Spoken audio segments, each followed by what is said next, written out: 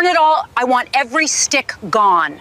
The HOA president stood smirking in my driveway as hired guys fired up chainsaws, chopping my entire winter stockpile. 4 cords of seasoned oak, $200 worth of winter heat, into pieces and setting it ablaze right there.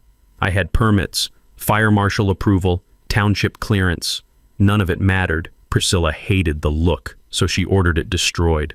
People like you need to learn your place. She smiled, then dropped a $2,400 cleanup fine on me. My twin daughters watched wide-eyed, already dreading freezing nights. Her sprinklers, still blasting 4 hours daily for her pristine lawn.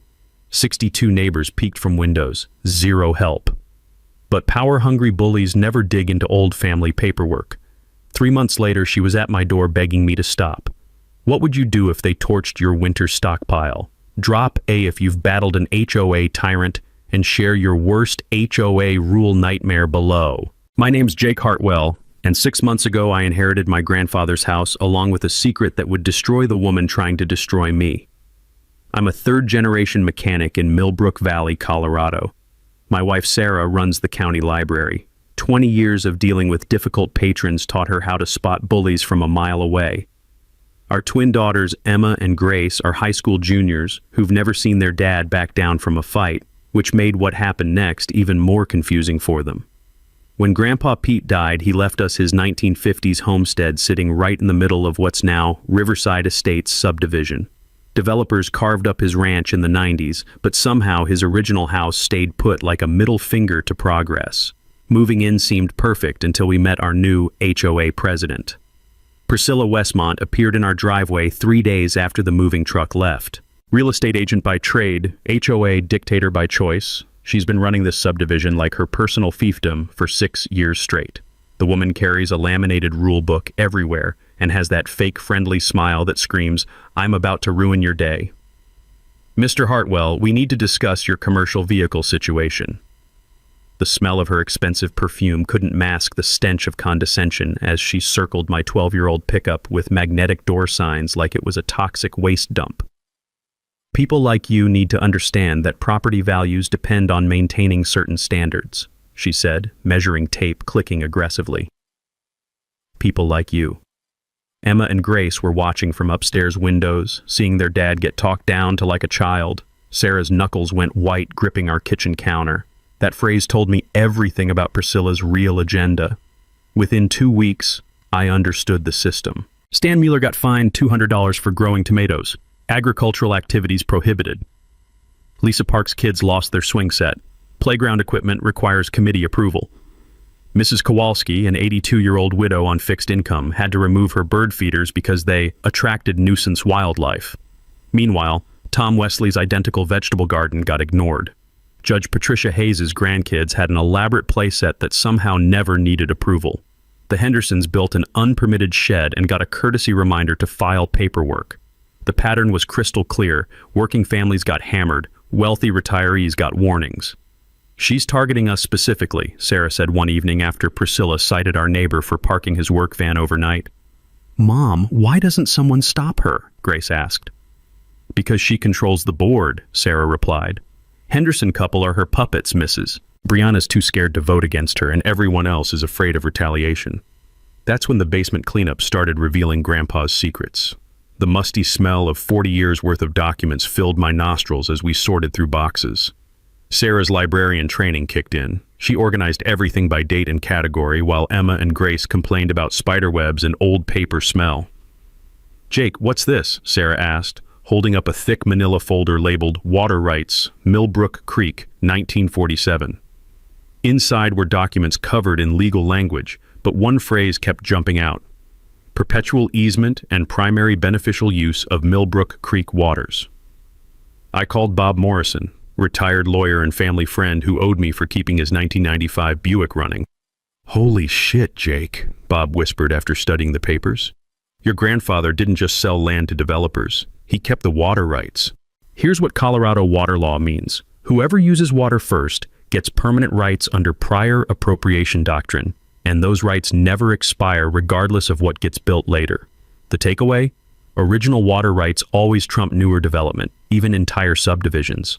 Bob, what are you saying? I'm saying every toilet, every faucet, every sprinkler system in Priscilla's subdivision runs on water your grandfather owned first, and now you own it. The sound of Priscilla's sprinklers running across the street, 4 hours daily watering grass nobody walked on, suddenly sounded different. 3 days later, she declared war on my woodpile. Grandpa Pete hadn't just left me a house, he'd left me the power to fight back. September 15th, I started doing what Grandpa Pete taught me every fall, splitting and stacking firewood for winter.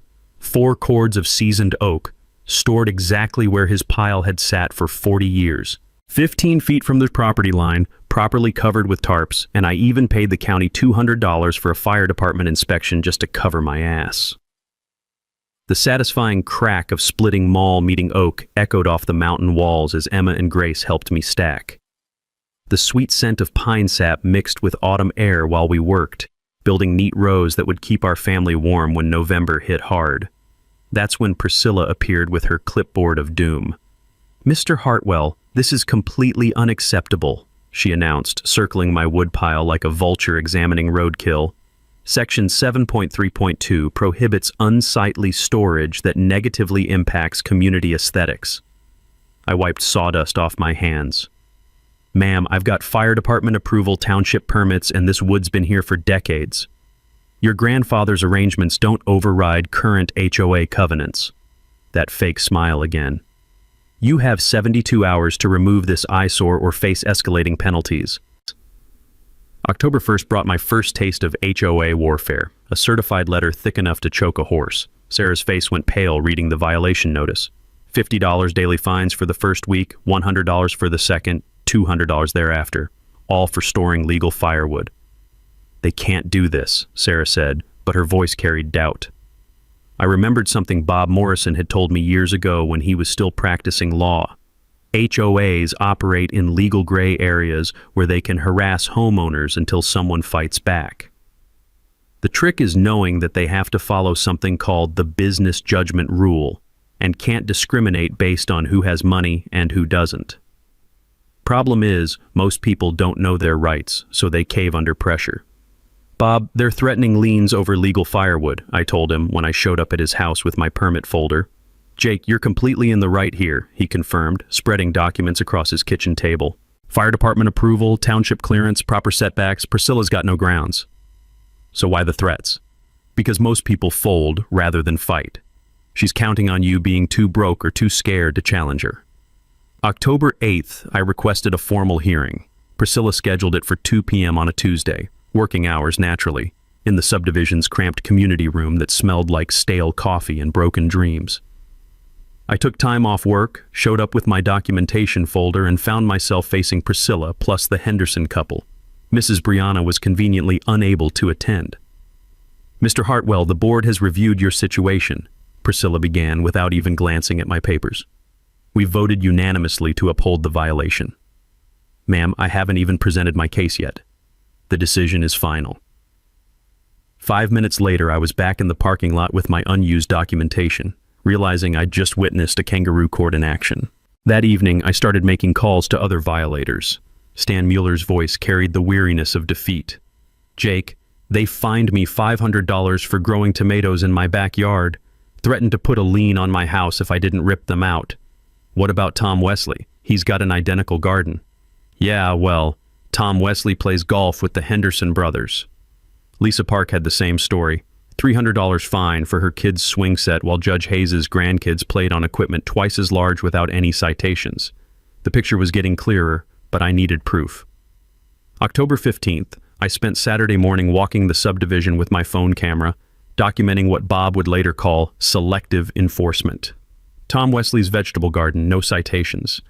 Patricia Hayes's elaborate playground, no violation notices. The Hendersons' clearly unpermitted storage shed, no enforcement action.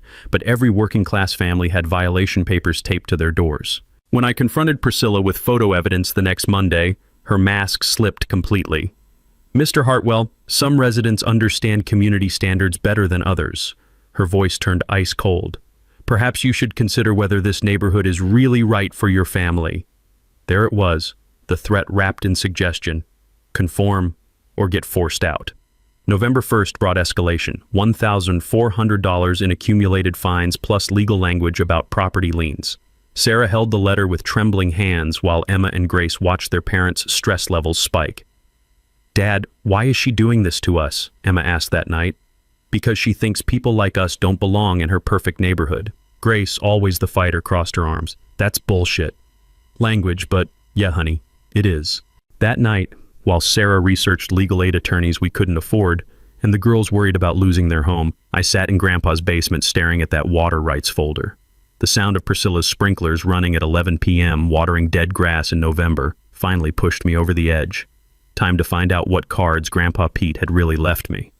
November 30th, I woke up to the sound of chainsaws in my driveway. Through the bedroom window, I watched three guys in work boots unloading equipment while Priscilla stood directing traffic like some kind of suburban general. Her nephew Derek was setting up his phone on a tripod. Apparently, my family's destruction was going to be live-streamed for entertainment. "What the hell?" Sarah gasped, grabbing her robe. The girls rushed to their window. "Dad, they're cutting up our firewood." I threw on clothes and ran outside, but half my winter fuel was already loaded in a trailer. The smell of chainsaw exhaust mixed with diesel fumes while the sound of my property being destroyed echoed off mountain walls. "You're stealing my firewood," I shouted over the noise. Priscilla turned with that satisfied smile I was learning to hate. "We're removing a violation per HOA authority, Mr. Hartwell. You'll receive the bill for remediation services." "This wood is legal. I have permits." "Your permits don't override community standards." Derek started his live stream commentary.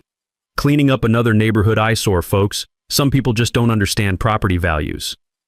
But here's where Priscilla showed her true colors. Instead of just hauling the wood away, she ordered them to set up a burn barrel right in my driveway. This wasn't about violations. This was about public humiliation. Sarah's car screeched into the driveway as flames started consuming 4 cords of seasoned oak. The acrid smoke burned my throat while Derek narrated like some twisted sports announcer, "Making sure this fire hazard never comes back, people." "Stop filming my family," Sarah demanded. "Public street, lady. First Amendment rights." Mrs. Patterson appeared at her fence, shaking her head in disgust. 2 other neighbors gathered on the sidewalk, whispering among themselves, but nobody stepped forward to help. 62 houses watching through windows while 1 working family got publicly destroyed. The taste of ash settled on my tongue as I watched $12,200 worth of winter heating go up in smoke.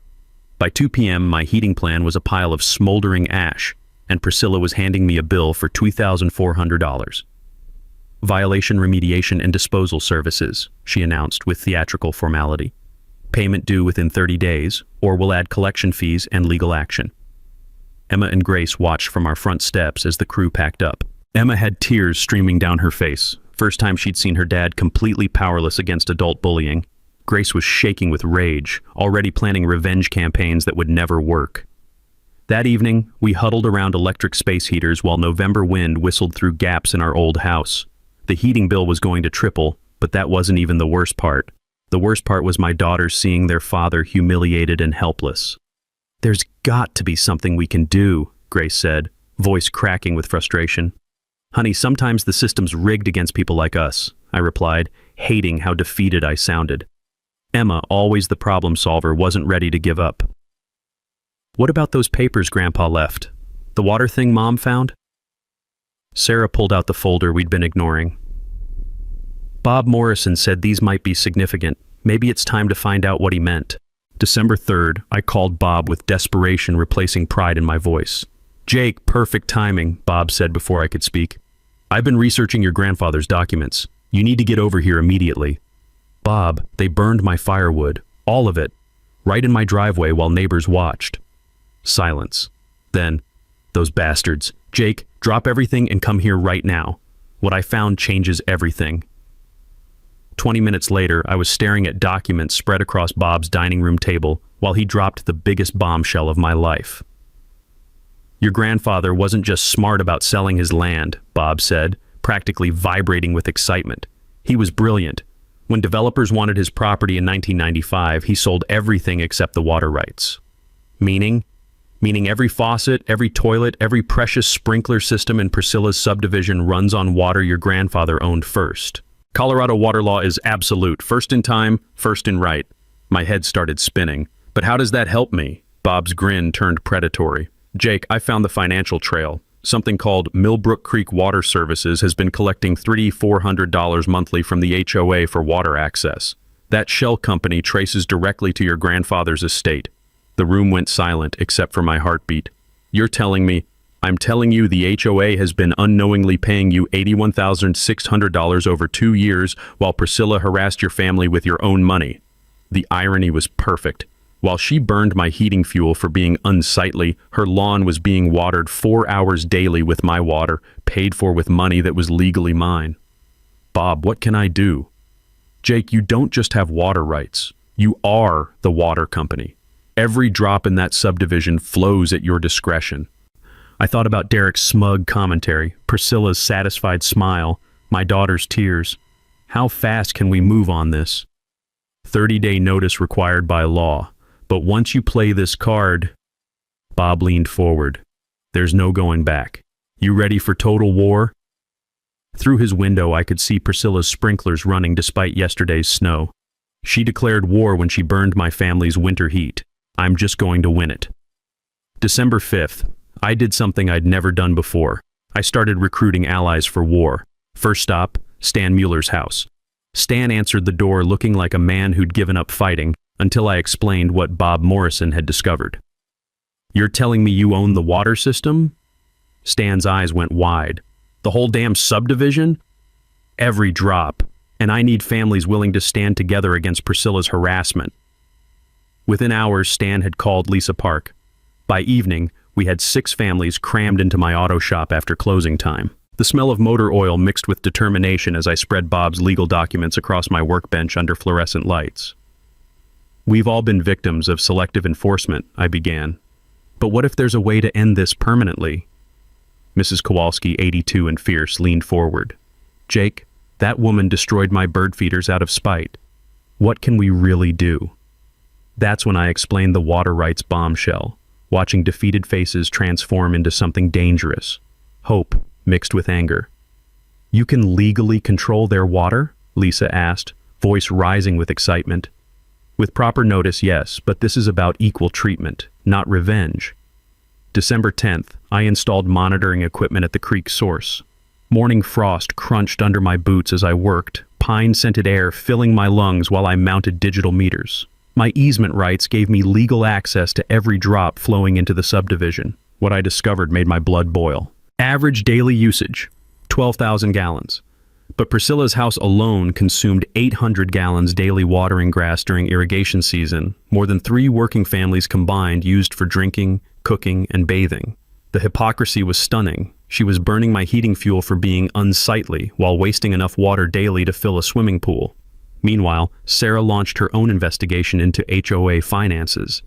Jake, this is huge, she said, spreading documents across our kitchen table. Her librarian detective skills had uncovered systematic fraud, $23,000 in fake invoices to Westmont Property Services for work that never happened, emergency landscaping that left no trace, tree removal services neighbors confirmed never occurred, equipment purchases that somehow never materialized.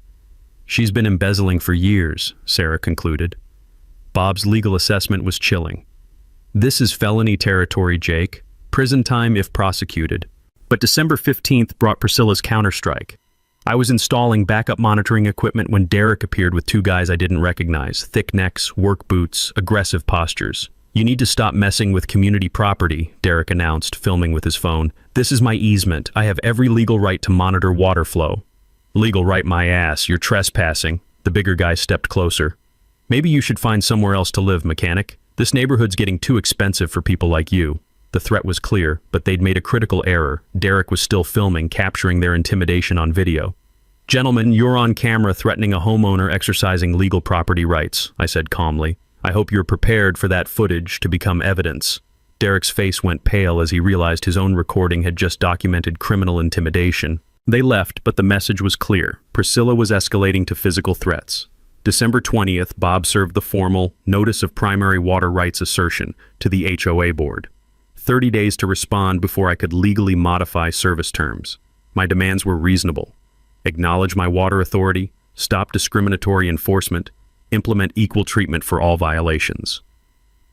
Priscilla's response came within hours, not through legal channels, but through neighborhood sabotage.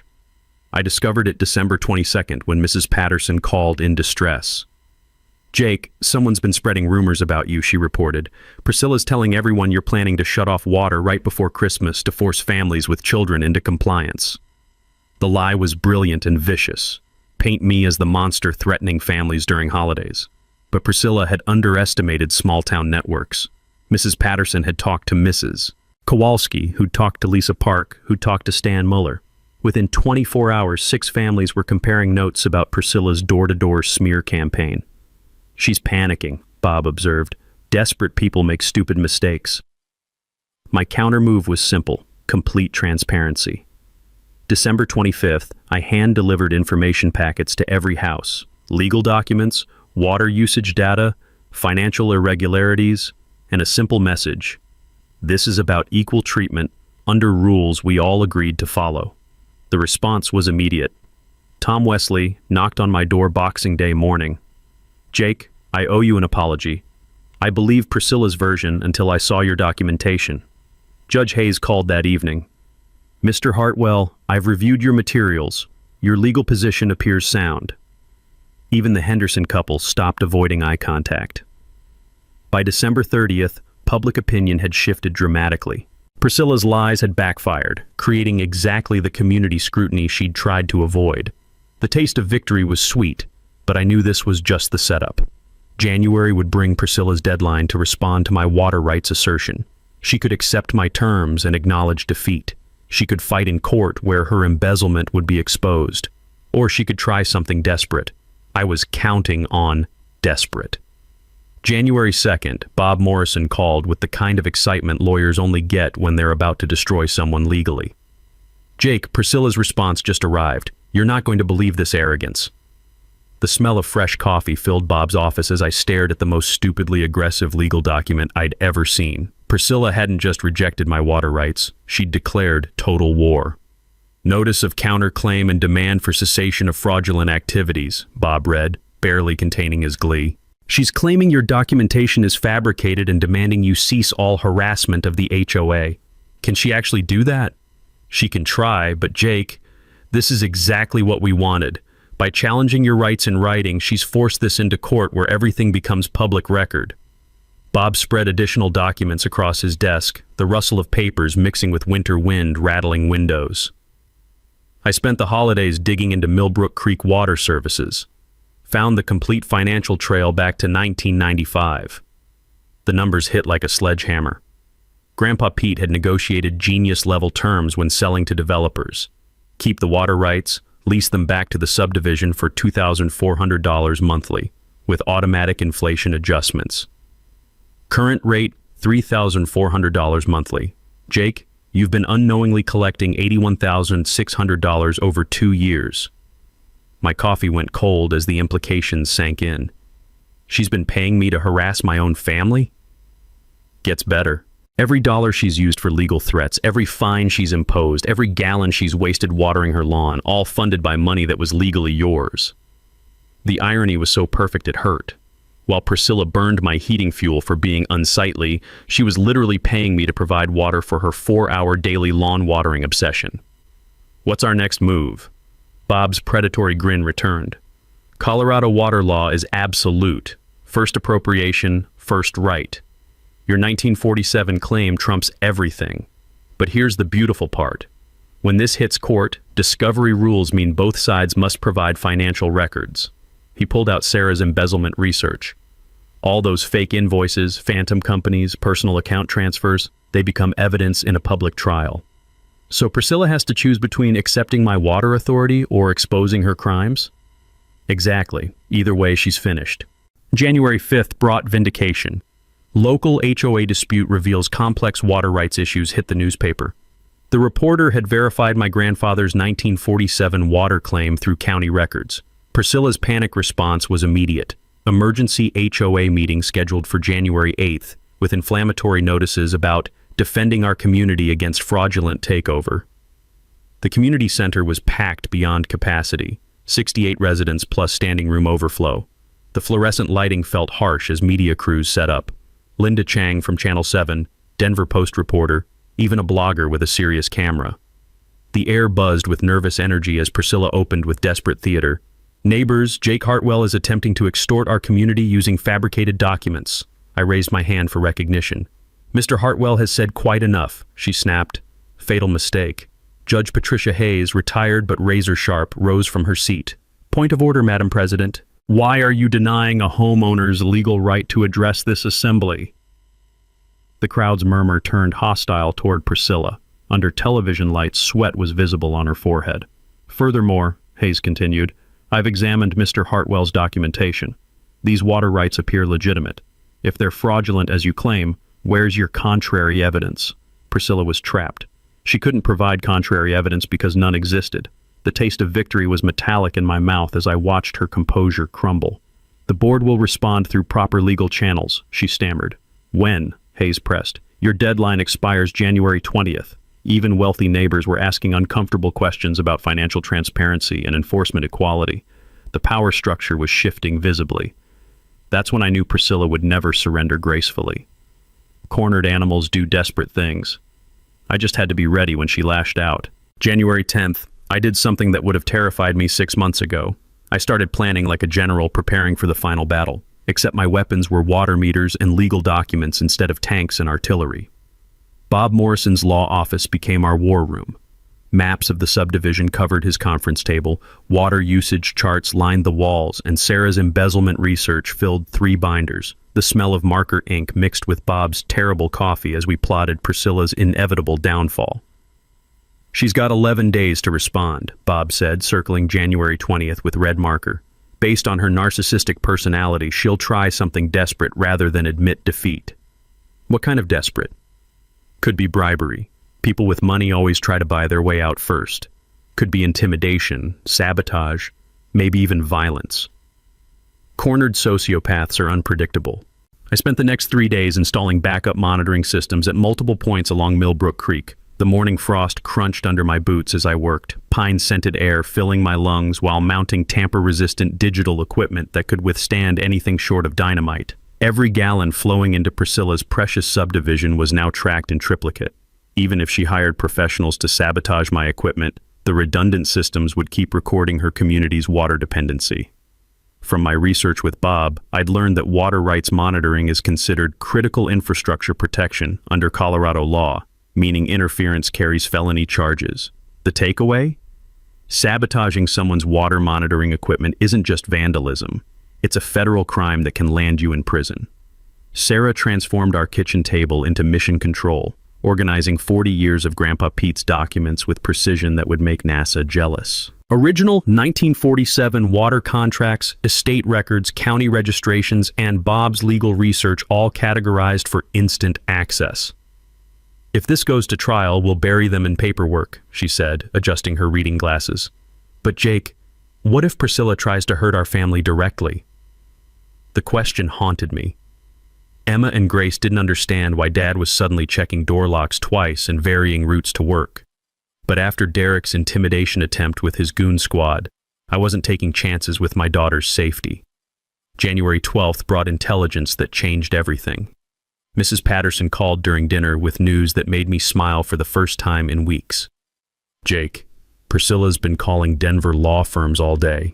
Word is she's planning to sue you personally for harassment and property damage."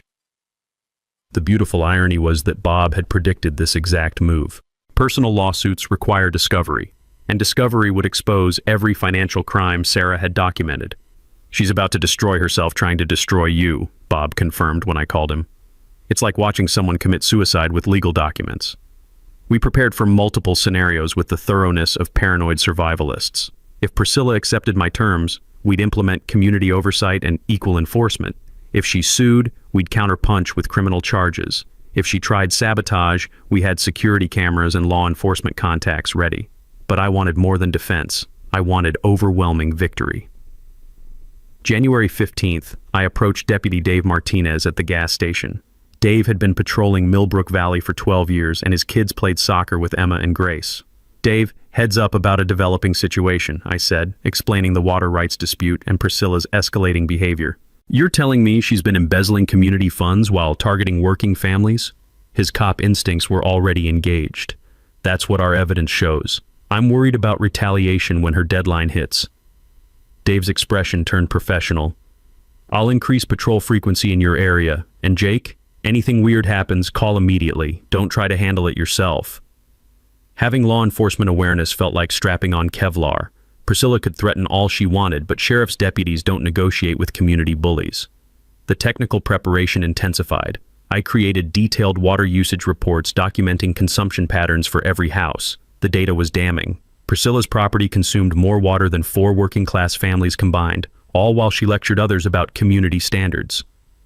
Sarah discovered additional embezzlement evidence, $12,000 paid to Mountain Valley Consulting for phantom services. The consulting company's registered address? Priscilla's home office. She's running a one-woman crime syndicate, Sarah concluded with librarian-level thoroughness. January 18th, Bob filed preemptive motions with the county prosecutor. Not formal charges yet, just establishing documentation in case Priscilla's desperation escalated to criminal behavior. The psychological pressure was working. Mrs. Patterson reported unusual activity at Priscilla's house. Cars at odd hours, lights past midnight, neighbors hearing arguments through windows. She's cracking, Bob observed.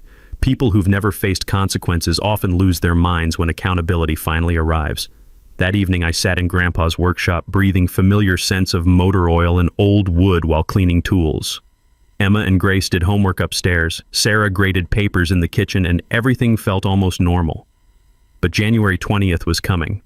Priscilla had to choose, surrender or get destroyed publicly. I was betting she'd choose destruction. Narcissists always do. January 19th, 11 p.m. I was doing final equipment checks when headlights swept across my property. A black SUV with tinted windows parked across the street, engine rumbling, just sitting there watching my house. The diesel exhaust smell drifted through my open garage as I pretended to work while photographing the vehicle. 20 minutes later, it drove away without approaching. I called Dave Martinez immediately. Jake, I'll increase patrols tonight. Document everything, but don't confront anyone directly. January 20th, deadline day, brought deafening silence. No response from the HOA board, no legal documents, no communication of any kind. Under Colorado water law, failure to respond within 30 days meant automatic acceptance of my terms. I legally controlled the subdivision's water system now. That afternoon, Tom Wesley appeared at my auto shop looking like a man being forced to deliver bad news to the mafia. Jake, I'm here unofficially, he said, glancing around nervously. Priscilla asked me to make you an offer. He handed me an envelope thick enough to contain a novel. Inside was a cashier's check for $75,000 and a typed note. For immediate cessation of water rights claims and relocation from Riverside Estates within 60 days. The bribery attempt was breathtaking in its stupidity. Priscilla was trying to buy me off with what had to be embezzled HOA funds to abandon legal rights I'd already established. Tom, where did this money come from? Honestly, I don't know, and I'm starting to worry about that. Tom's banker instincts were finally kicking in. Some of us have been asking uncomfortable questions about HOA finances lately. I handed the unopened check back. Tell Priscilla all communication goes through Bob Morrison now. 2 hours later, a Channel 7 news van pulled up outside my shop. Linda Chang emerged with camera crew, but something felt off. They'd been called here, not discovered the story naturally. Mr. Hartwell, we've received reports that you're extorting the HOA with fraudulent water rights claims. The setup was obvious. Priscilla was trying media manipulation to paint me as the neighborhood villain before the truth came out. But I'd spent weeks preparing for exactly this moment. Ma'am, I have county-verified documentation establishing my family's 1947 water rights, I replied calmly.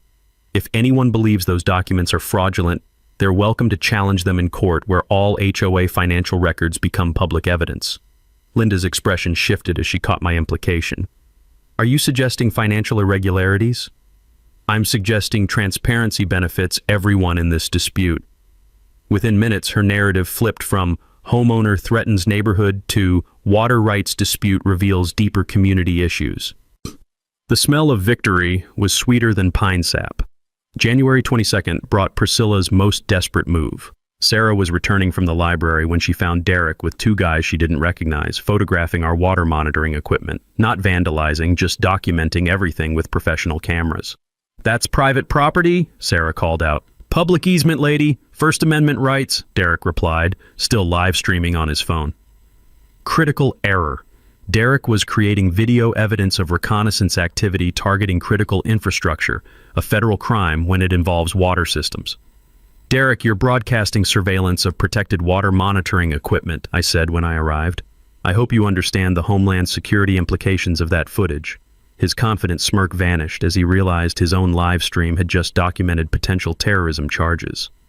January 24th brought property escalation.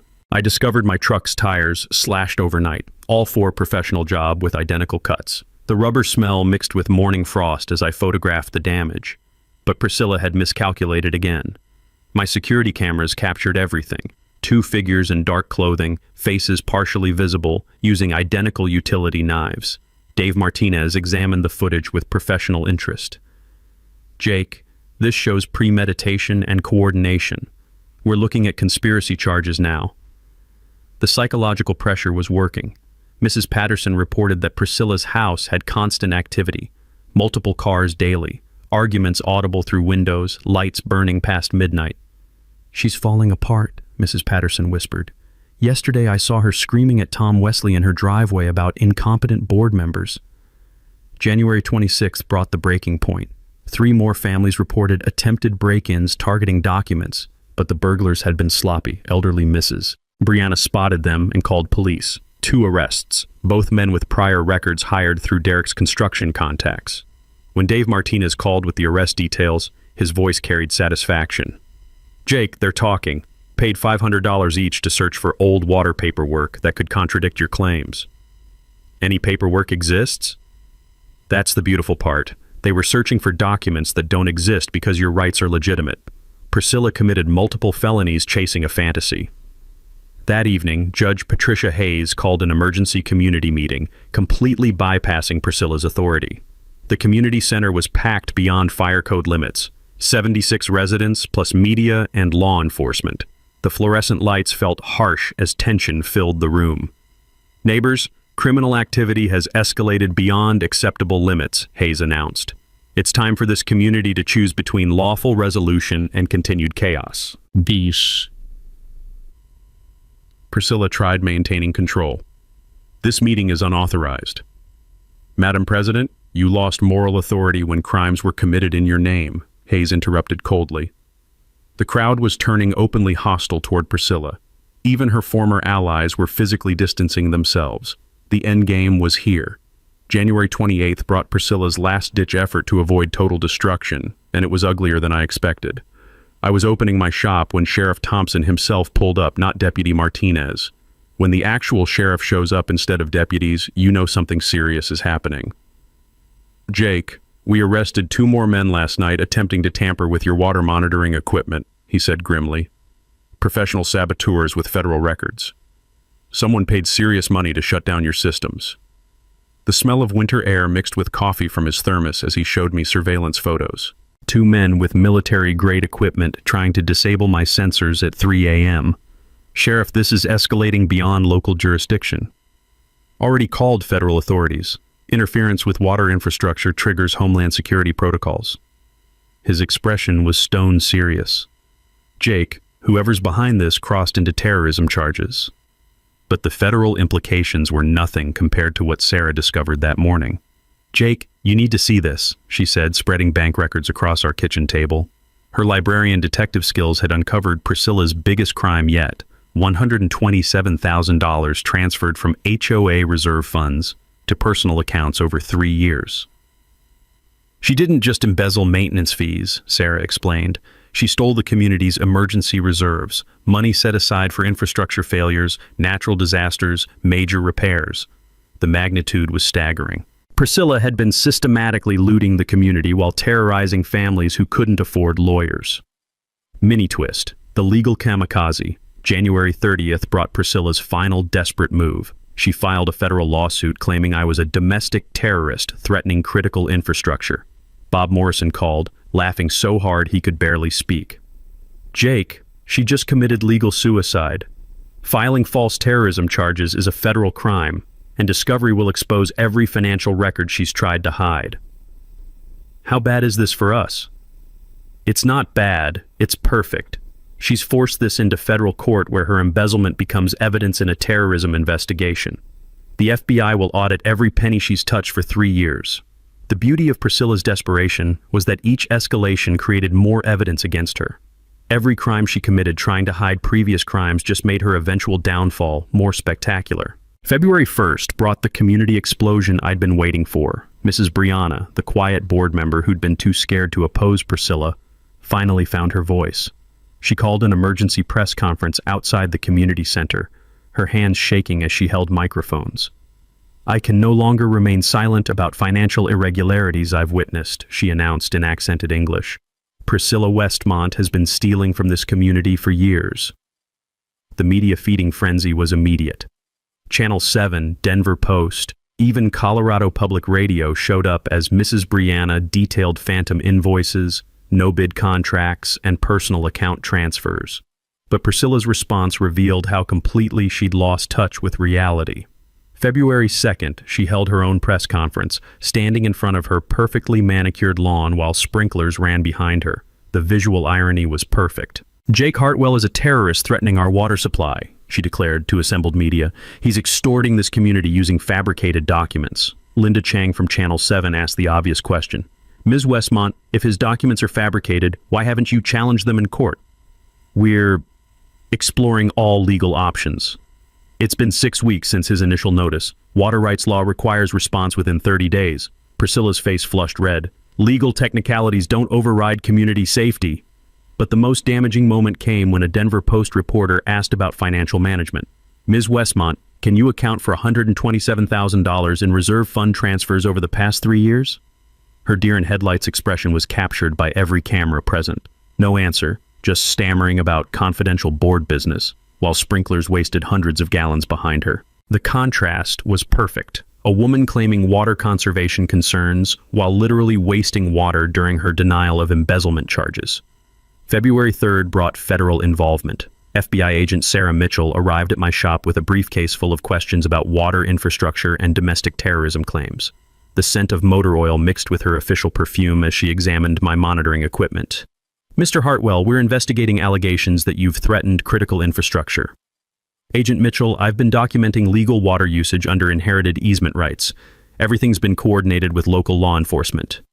She spent 2 hours reviewing my documentation, Bob Morrison's legal research, and security footage of actual sabotage attempts. "Sir, it appears you're the victim here, not the perpetrator. These terrorism charges appear frivolous." "What happens to someone who files false terrorism reports?" Her smile was predatory. Smile was, "Federal prison, typically. The FBI doesn't appreciate having our resources wasted on personal vendettas." That evening, I sat in Grandpa Pete's workshop, breathing familiar scents of old wood and motor oil, while Emma and Grace did homework upstairs. Tomorrow was the final community meeting where everything would come out publicly. Priscilla had destroyed herself through escalating desperation, creating exactly the federal scrutiny that would expose her crimes and validate my rights. The taste of victory was metallic and sweet. Justice was finally flowing downhill. February 4th, 7 p.m. The community center was packed beyond fire code limits with the biggest crowd in Riverside Estates history. 83 residents filled every seat and lined the walls, plus standing room overflow spilling into the hallway. Media presence was unprecedented. Channel 7, Channel 9, Denver Post, Colorado Springs Gazette, plus 3 local bloggers with professional cameras. The fluorescent lighting felt harsh and dramatic as Sheriff Thompson positioned 2 deputies for crowd control. The air buzzed with nervous energy and whispered conversations as people took sides. You could smell tension mixing with winter coats and coffee from the volunteer table. Priscilla called the meeting to order, trying to maintain control one last time. "Neighbors, we're here to address malicious attacks on our community by Jake Hartwell, who's attempting to steal our water system using fraudulent documents." I raised my hand for recognition under homeowner rights. "Mr. Hartwell has disrupted this community enough," she snapped, making her fatal mistake. Judge Patricia Hayes rose from her seat like an avenging angel. "Point of order, Madam President. You cannot deny a homeowner's legal right to address this assembly. Why are you afraid to let him speak?" The crowd murmured approval. Even under television lights, sweat was visible on Priscilla's forehead as her authority crumbled publicly. "Furthermore," Hayes continued, "as a retired judge, I've reviewed Mr. Hartwell's documentation. These water rights are legitimate. Where's your contrary evidence?" "We're challenging everything in federal court," Priscilla replied desperately. That's when Bob Morrison stood up, briefcase in hand. "Ladies and gentlemen, I'm Bob Morrison, Mr. Hartwell's attorney. The federal court dismissed Ms. Westmont's terrorism charges this afternoon as frivolous and potentially criminal." Gasps echoed through the room. Several residents pulled out phones to record. "But there's more," Bob continued. "The FBI investigation revealed that Jake has been receiving legitimate water payments from this HOA for 2 years, $81,600 that he never knew about." The crowd erupted. "What? How is that possible? She knew?" I stood and walked to the microphone, the sound of my footsteps echoing in the suddenly silent room. "Neighbors, I never wanted this fight," I began, my voice carrying clearly through the speaker system. 6 months ago, I was just a mechanic who inherited his grandfather's house and wanted to heat his family's home legally. The room was dead silent except for camera shutters clicking. But when someone burns your winter fuel for entertainment while watering their lawn with water you unknowingly own, somebody has to stand up. Priscilla tried interrupting. "Those are lies." "Ma'am," I continued calmly, "everything I'm saying is documented in federal court records that everyone here can access tomorrow." Sarah walked to the front with 3 binders of evidence, placing them on the presenter's table. "Here's 3 years of HOA financial records," she announced. "Fake invoices, phantom companies, $127,000 in embezzled reserve funds, all traced to accounts controlled by Priscilla Westmont." The crowd's shock was audible. Mrs. Kowalski stood up, voice shaking with anger. "You stole our emergency money while fining me for bird feeders?" Tom Wesley rose from his seat. "Priscilla, I trusted you with our community's finances. How could you betray us like this?" But the mic drop moment came when I addressed the water situation directly. "Folks, I could legally modify your water service tomorrow, raise rates, restrict usage, even shut off service to specific properties." The room held its breath. "But that's not who I am or who my grandfather raised me to be." I paused, letting tension build. "Instead, effective immediately, I'm donating all past and future water payments to establish the Hartwell Family Community Scholarship Fund for working families' children, because that's what real communities do. They take care of each other." Yeah. The standing ovation lasted 4 minutes. Even some of Priscilla's former allies were clapping. Linda Chang stepped forward with her microphone as cameras rolled. "Ms. Westmont, how do you respond to documented evidence of embezzlement and the federal court's dismissal of your terrorism charges?" Priscilla looked around desperately, realizing she was completely alone. Her board members were avoiding eye contact, wealthy neighbors were shaking their heads in disgust, and federal agents were taking notes. "This is a conspiracy!" she screamed. "You're all against me!" Sheriff Thompson approached her calmly. "Ma'am, I need you to come with us. The district attorney has issued a warrant for your arrest on charges of embezzlement, filing false reports, and conspiracy." As handcuffs clicked, the room erupted in applause.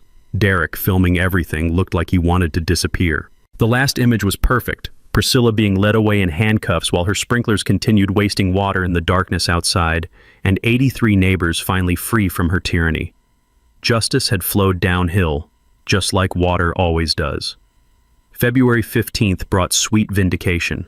Former HOA president charged with embezzling $127,000 from community funds dominated local headlines.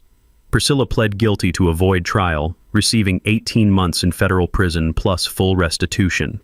Her real estate license was permanently revoked, properties were seized to cover damages, and she became a cautionary tale about what happens when petty power corrupts completely. The media coverage was beautiful. Water rights discovery exposes years of HOA corruption. Mechanics' legal victory leads to community reform. David versus Goliath, how one family's fight freed an entire neighborhood. But the real victory was watching our community heal. March 1st, Stan Mueller was elected HOA president by unanimous vote. My endorsement made the difference.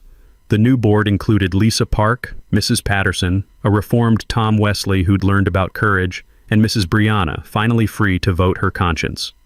Their first official act was revolutionary: abolish all aesthetic standards violations and establish due process requirements for any future enforcement. Working families would never again face systematic harassment for existing in their own neighborhood. The Hartwell Family Community Scholarship Fund launched with $41,000. My donated water payments plus community contributions. Our first recipients included Emma and Grace, plus 4 other working-class kids who'd previously had no college hopes. The selection criteria were simple: academic merit and community service, regardless of family income. Emma plans to study civil rights law, Grace is considering community organizing, and both learned that standing up to bullies sometimes means becoming leaders themselves. April brought infrastructure improvements that saved everyone money. My mechanical expertise helped redesign the water distribution system, reducing monthly costs by 25% while improving pressure throughout the subdivision. The engineering changes became a case study for Colorado water rights advocacy groups, proving that community cooperation beats corporate control every time. But the sweetest revenge was watching the neighborhood transform from fear to friendship. June 20th. First annual Millbrook Valley Community Day filled the streets with genuine celebration. My free automotive clinic served 47 families, oil changes, brake checks, and basic maintenance for neighbors who'd helped each other through crisis. The smell of motor oil mixed with barbecue smoke as Sarah's library book drive collected over 2,000 volumes for underfunded schools. Emma and Grace organized a teen volunteer corps that painted Mrs. Kowalski's house, built garden beds for elderly residents, and proved that young people thrive when given meaningful work. The sensory memories were perfect. Children's laughter echoing off mountain walls, the scent of grilling burgers mixing with pine air, the sound of neighbors helping neighbors instead of fighting each other. Personal healing came gradually. Sarah and I grew closer through shared purpose. Protecting our family had revealed strengths we didn't know we possessed. Marriage deepened when tested by crisis and strengthened by victory. The girls witnessed their fathers stand up to systematic bullying and win through patience, legal knowledge, and community building rather than violence or revenge. Life lessons that no classroom could teach. October evening, 1 year later, I was splitting wood for winter, legally and without harassment, when the sound of children playing carried across the neighborhood. Priscilla's former house now belonged to the Martinez family, whose twin boys built snow forts where perfect lawn once sat. Gardens flourished where violations once ruled. Bird feeders returned to elderly windowsills without fear. The smell of wood smoke from dozens of chimneys proved that families could heat their homes without persecution. Autumn air carried sense of freedom and fresh possibility. Derek, surprisingly, had learned from his aunt's downfall. He started a legitimate landscaping business, hired 3 local teenagers, and actually apologized for live streaming my family's humiliation. Sometimes even enablers can choose redemption over revenge. Standing in Grandpa Pete's workshop that final evening, breathing familiar scents of motor oil and old wood, I understood what he'd really left me. Not just water rights, the knowledge that ordinary people have extraordinary power when they understand their legal rights, document everything carefully, and build coalitions with neighbors facing similar injustices. Sometimes the person getting pushed around is quietly sitting on exactly what the pusher needs most. And when that truth finally surfaces, justice doesn't just flow, it floods. So, that is how a small-town mechanic took down an HOA dictator using nothing but paperwork and patience. But here's what happened after Priscilla got handcuffed on live TV. Jake could be bitter, how most people would be. This woman burned his family heating fuel, terrorized his neighbor for years, and stole $127,000 from their community reserve. Instead, he donates every penny of the water rights payments, on $81,600 to a scholarship fund for working families' kids. Emma and Grace were the first recipient, along with 4 other local kids who never thought college was possible. That's the difference between revenge and justice, folks. Revenge tears people down. Justice builds something better. Look, we all been there, dealing with someone who thinks a little authority makes them God. Whether is an HOA Karen, a boss who power trip, or that neighbor who called code enforcement on your kids' chart art. The question is, when they come for you, are you ready? Because I guarantee they're not expecting you to know you're right. Document everything and fight back with fact instead of fury. What's your HOA owner story? Drop it below, because somebody needs to hear they are not alone in this. Subscribe if you love seeing bullies get served justice, and ring that bell for more stories where the little guy green through brain, not brawn. Remember, sometimes the best defense against petty tyrants isn't fighting fire with fire. It's drowning them in their own paperwork. Thank you for watching.